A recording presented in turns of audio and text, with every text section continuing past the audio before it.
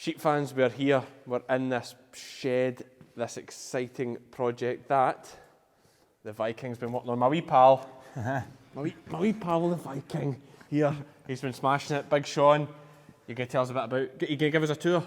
Yeah, I'll give you a tour, yeah. Right, let's get into a tour. You don't act all modest now, you can relax, he gets all uptight with the camera on. Right, let's flip this round and get a tour. We'll just get straight into it because it might be a little long. I don't know how long this is going to end up being, but we're going to get a tour, then get some sheep in. Let's go.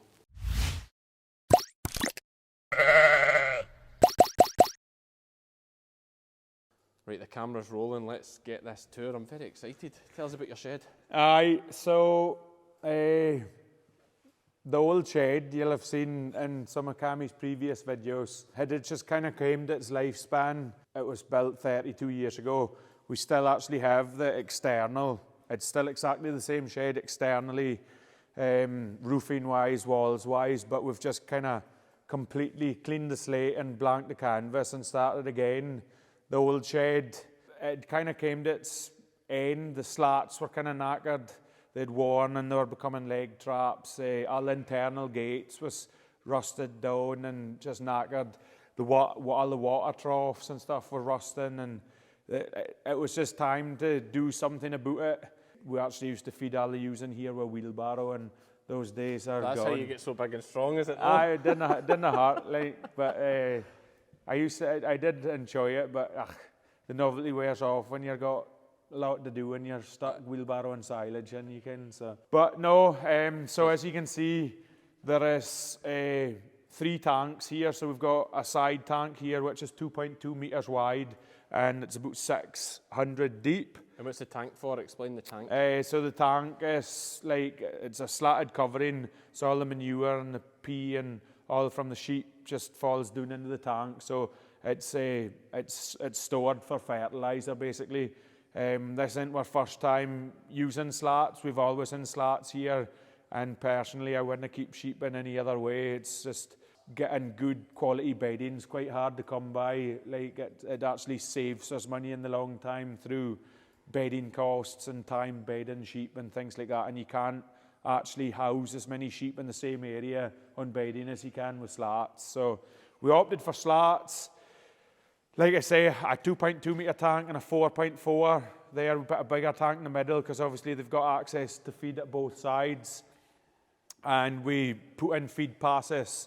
Before they were just 3 feet wide that you could get a wheelbarrow down. So obviously we've lost a wee bit of shed space, and that forced us to build an extension on the end. We've gone 1 bay longer, so it's where sheep capacity doesn't actually fall down.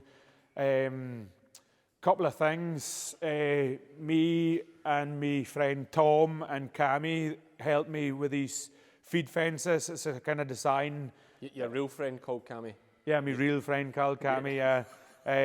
Helped me with these feed fences, and Derry, my pal Derry, helped me clad them out, and it's just been a colossal amount of hours put in, like all the bits and pieces. Just it takes a lot of making and stuff. So yeah, there's a lot of work. Built, so you and your mates, you've built every bit of all this metal and woodwork we see here. Yeah, everything you see is homemade on the farm here. Apart from the slats. Apart from the slats and the steel girders were local smithy, came with them, like right, so.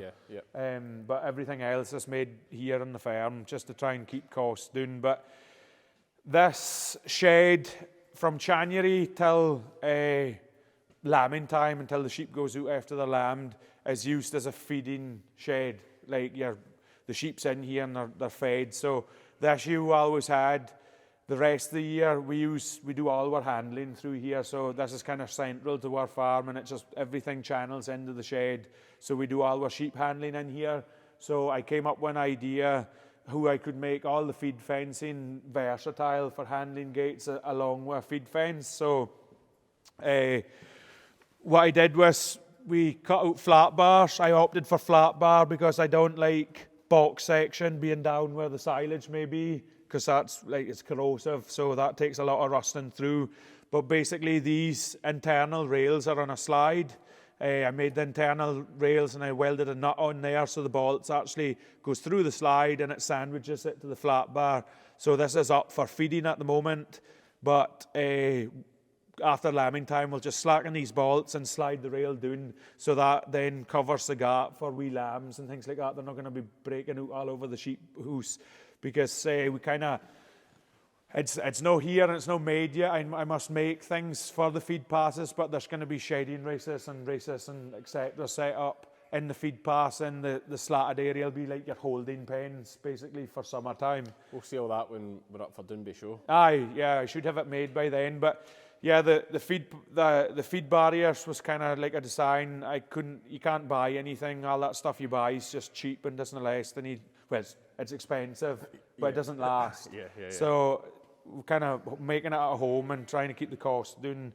We did that, and you might wonder, between each bay, we've got a small gate, and then this gate and a big gate. Well, the small gate, we lamb down on the slats, so all the ewes are lambed. Once they've lambed, we ship them off to individual pens, till they get their first suck, and then they're off to grass. So we've put these wee gates in just for access gates for getting sheep out at lambing time. And you'll wonder, well, what's the need of this? So I've made these gates the width of the feed pass. So basically I can take the one from here and the one from here. So I can easily transfer sheep from anywhere in the shed, and you've always got a channel that's sheep proof. That's the idea of having the 3 stages in here. So that was one thing we did, and another thing that always humbugged us in the old shed was the water bowls in this centre pass. There's no real anywhere you can put them that you're hooking up in pipes and like chairman gates. So I made these gates that fit round the bowl, and then the gate can actually just pivot round it. It's never hinge binding on nothing, because before we used to be able to get the gates to there, and then they would hit the water bowl, so you're constantly having awkward bits where sheep would cham in. Another feature, what we've done in this shed is, so previously in the old shed, we cleaned it out once a year.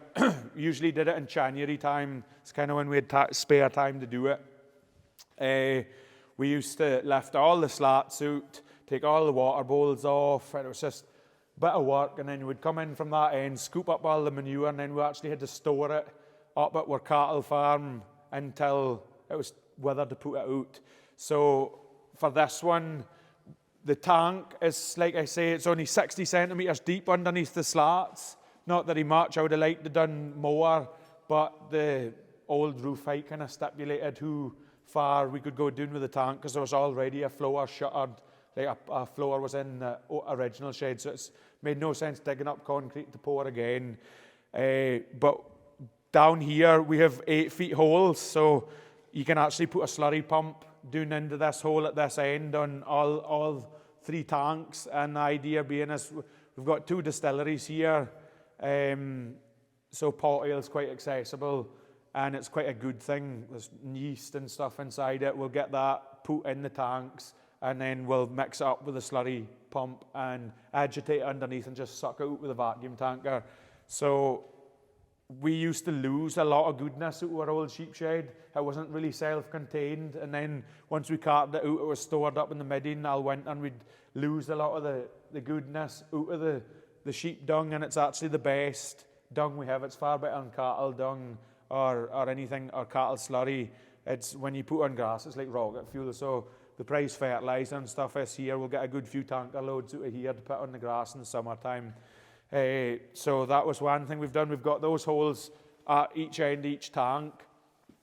When we had the floor dug up, I've shuttered in a dipper here. There's actually like a horseshoe-shaped dipper underneath these planks. This is covered over now because it's obviously not dipping season, but it's not made yet. But I plan to make panels that fits down the side of this. This is going to be a foot bath, and I'll build a race on the end of it. So the idea being is, like, generally there's 2 of us in here, so if you're drenching or vaccinating, doing whatever you need to be doing with sheep, and it's summertime, we get quite bothered with scald and things like that, you can do them and then just run them through the foot bath. but I'll have it that the exit gate of the footbath, or where the sheep's predominantly running, they're always running out here. So the sheep should be quite went with coming out this bit. And I'm hoping I can track them in the dipping time. They'll be that used to going through it all season. I'll have a decoy crate here with sheep in it. So comes dipping time, you just run them through the system. They're always used where there'll be a slip pan here, they'll slip in, and then there'll be somebody standing in the middle, plunging, and then the sheep's dipped and they come out, and this'll be a big draining pen. All the concrete's actually sloped, so it's all the dips contained and goes back into the dipper. So that's a couple of the features. There is two things down this end and the extension end.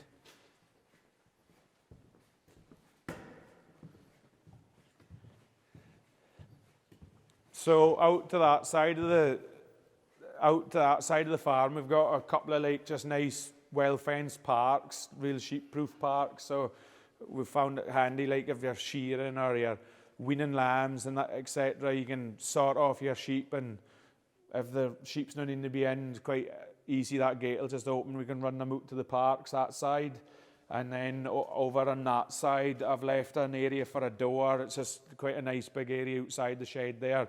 So it's like when Dad and that's carting sheep around, that'll be where load be. He can just reverse into that door, and he's got like a kind of natural forcing area just to get them in the trailer and away. And there's easy to reverse into and easy to exit from.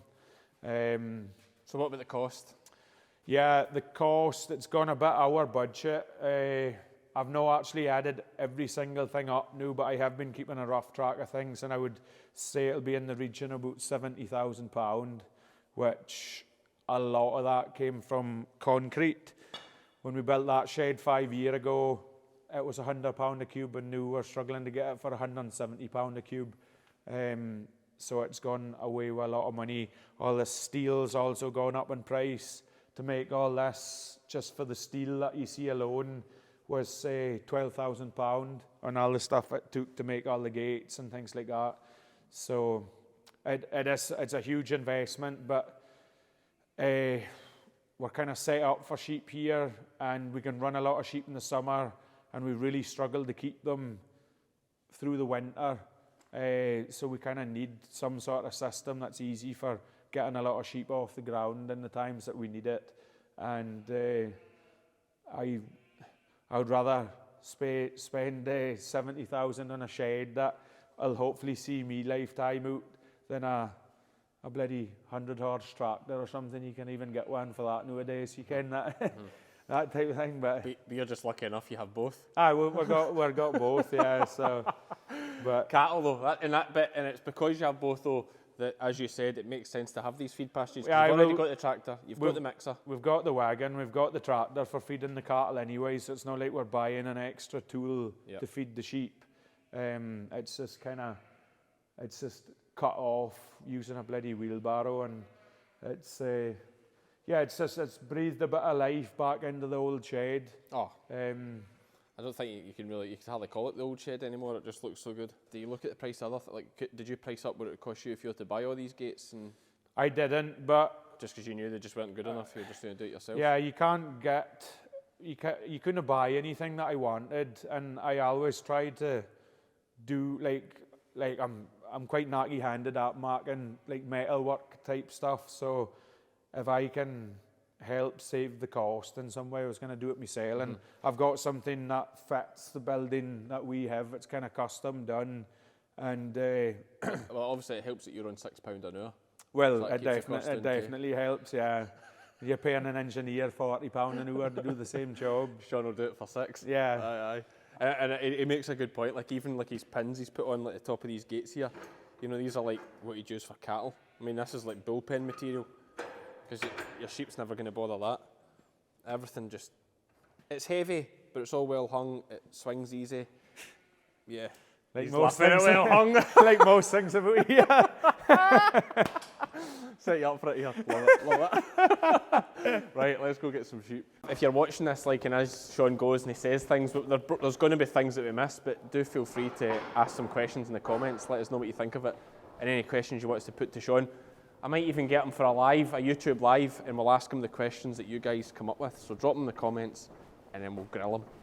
But yeah, like as I say, all the fabrication work and stuff was done on the farm here, but we had 2 builders in, Scott and Bruce, that helped me with all the concrete shuttering and building the extension on the end, so they've done a grand job. The time they've been here, they've been a big, we wouldn't have managed it, hoot them. I think we stripped it, me and Emma stripped down the old shed on the 27th of November, was when we started knocking it to bits.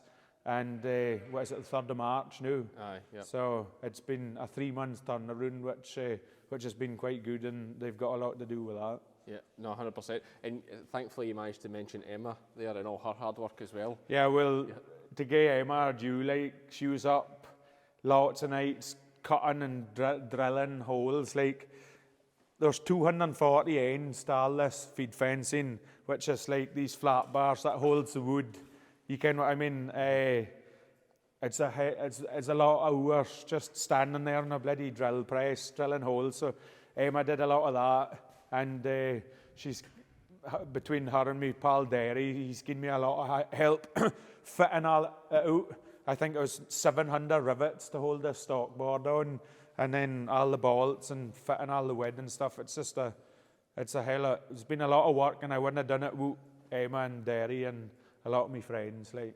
And any other thank yous, Sean? Yeah, just well, we've turned the sheep game into the Sean appreciation.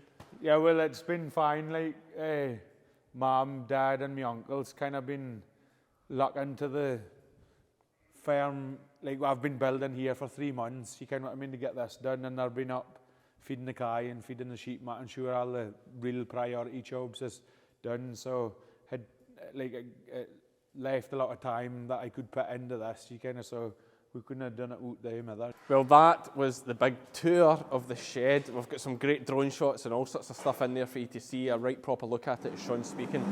I do always say with these things, it's like, you know, I look at this and yeah, jealous, 100%. This is just like a dream shed for a sheep farmer.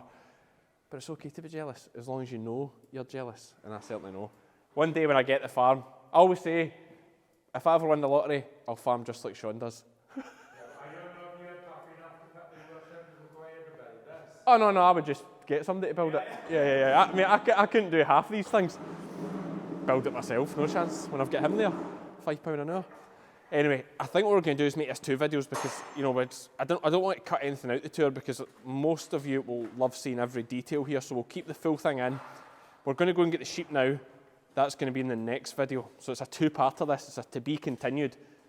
So that's it for this, for the tour. If you have some questions, drop them in the comments, because what I might do is a live Q&A with Sean after you've seen this video and put all the questions you have to him. So if you have any questions you want me to ask Sean, drop them in the comments. I'll pick them up and ask them. See you for the next one, which is going to be, for me, it's going to be immediately, but for you guys, probably a couple of days. It will say here somewhere. See you soon.